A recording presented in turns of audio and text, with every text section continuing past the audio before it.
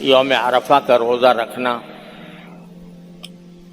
اس کے بارے میں نبی کریم صلی اللہ علیہ وسلم نے یہ فضیلت بیان فرمائی ہے کہ جو شخص یوم عرفہ کا روزہ رکھے اس کو اس کے 1 سال پہلے کے اور 1 سال بعد کے اللہ تعالیٰ گناہ معاف فرما دیتا ہے۔ تو اتنی بڑی فضیلت اس عرفے کے دن کے روزے میں ہے۔ اللہ تعالیٰ اس فضیلت کو حاصل کرنے کی ہمیں توفیق عطا فرمائے۔ اور یوم عرفہ میں ایک حکم تو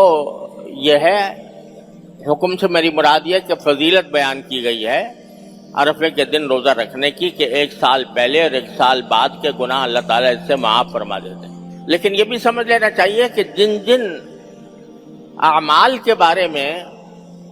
احادیث میں یہ آیا ہے کہ اس سے پچھلے گناہ معاف ہو جاتے ہیں، اس سے مراد کبیرہ گناہ نہیں ہے اور حقوق العباد نہیں ہے، بلکہ جو چھوٹے چھوٹے گناہ ہم سے صادر ہوتے رہتے ہیں، اللہ بچائے، تو وہ مراد ہیں کہ وہ معاف ہو جاتے ہیں۔ جہاں تک کبیرہ گناہ کا تعلق ہے وہ بغیر توبہ کے معاف نہیں ہوتا، الا یہ کہ اللہ تعالیٰ کسی پر اپنے فضل و کرم سے اپنی رحمت فرما دے۔ اسی طرح حقوق العباد جو ہیں، بندوں کے حقوق، وہ بھی محض روزہ رکھ لینے سے معاف نہیں ہوں گے